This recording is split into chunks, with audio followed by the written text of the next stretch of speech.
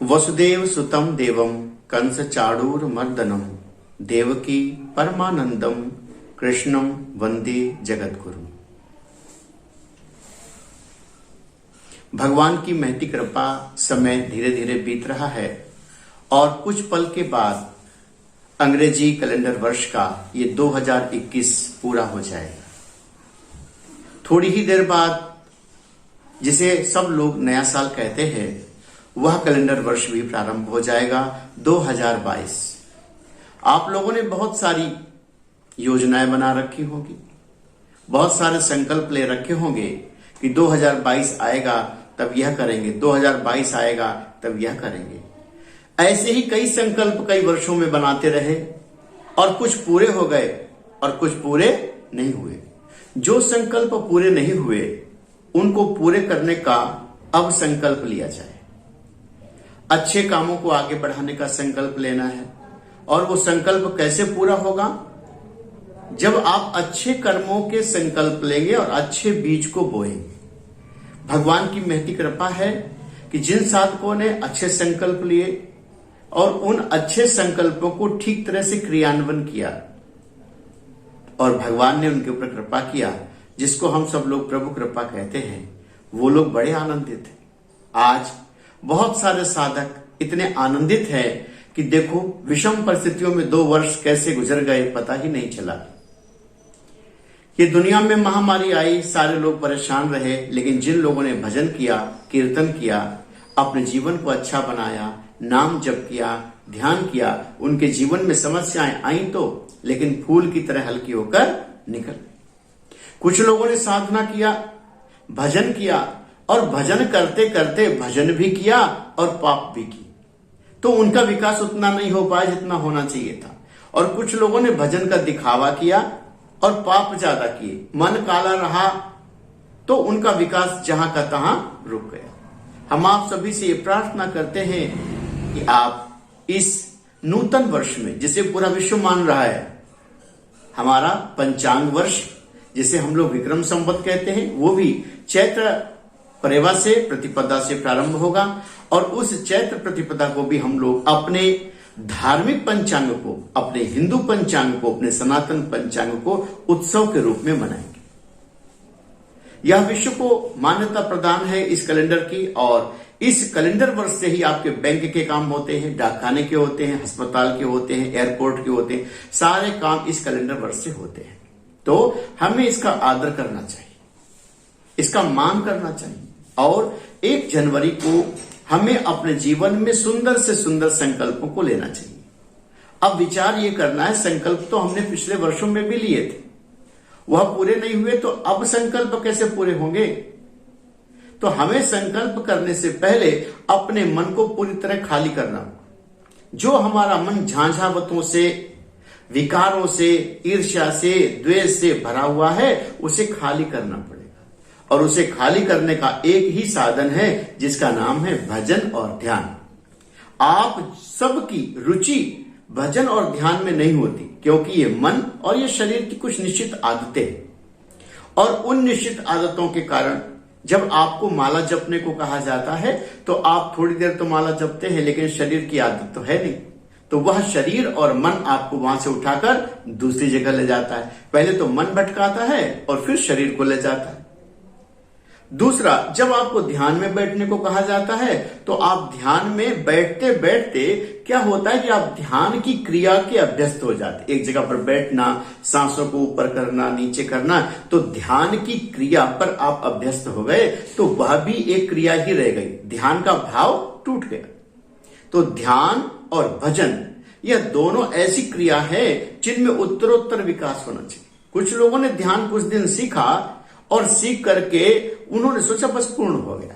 ध्यान कभी पूर्ण नहीं होता, भजन कभी पूर्ण नहीं होता, ये तो मृत्यु पर्यंत भी चलता रहता है। कई कई जन्मों तक आपकी ध्यान की साधना, आपके भजन की साधना चलती रहती है।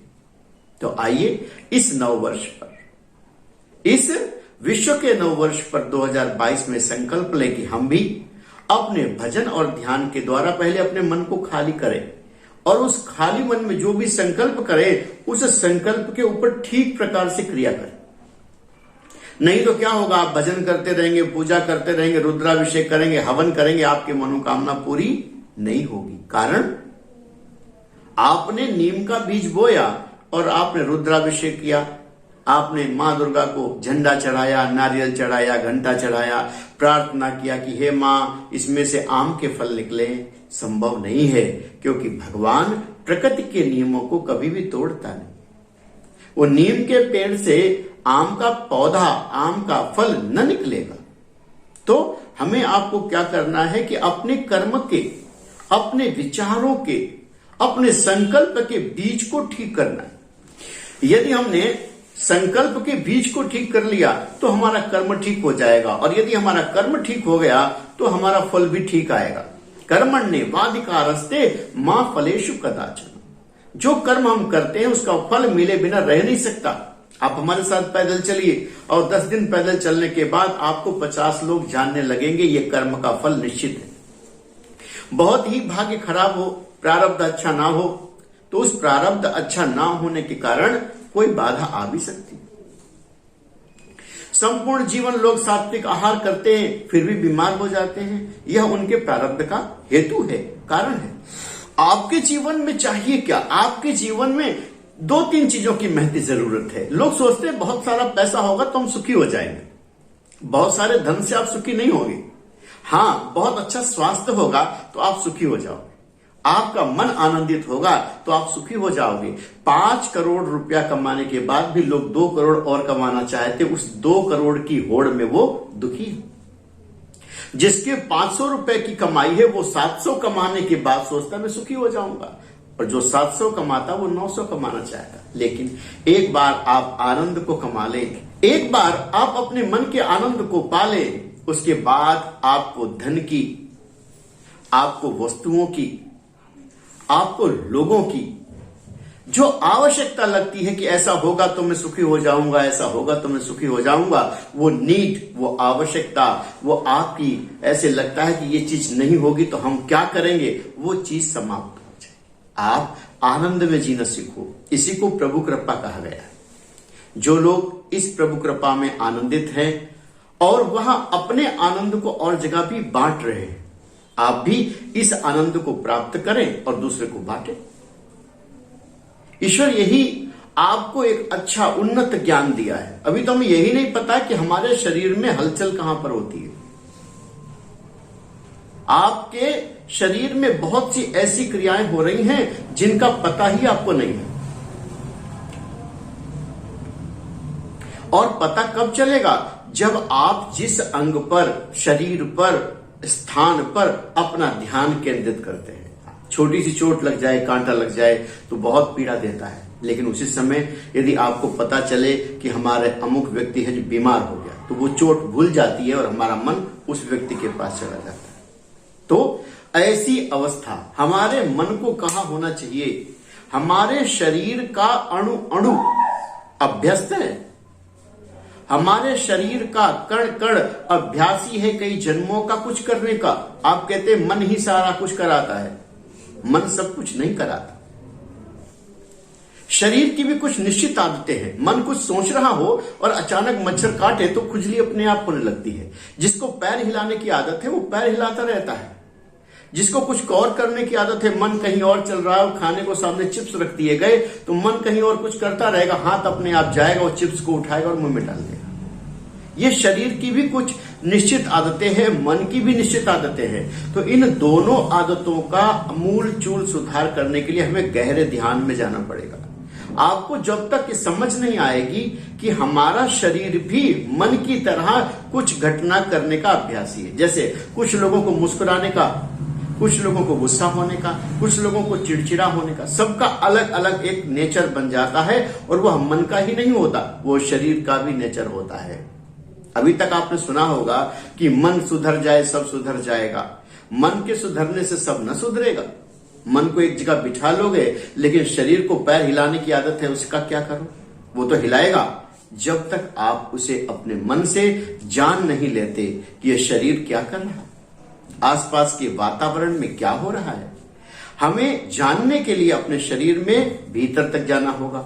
जितनी गहराई में हम जाते जाएंगे उतनी गहराई में हम जानते जाएंगे। पहले मन को खाली करना है, और जब आपका मन खाली हो जाए भजन के द्वारा, ध्यान के द्वारा, साधन के द्वारा, तो जब आपका मन खाली हो जाएगा उसी क्षण आप उसमें नया संकल्प कर सकते हैं। तो आइए, सन 2022 हमारे सामने है और हम अपने उस संकल्प को जो अभी तक इतने वर्षों में पूरा नहीं हुआ, उसको पहले मन को खाली करें। भजन से, नाम जप से और सम्यक ध्यान से उसे हम खाली कर सकते हैं।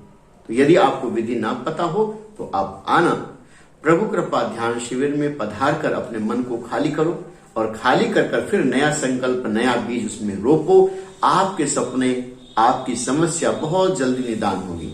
आज के लिए इतना ही। राधे राधे।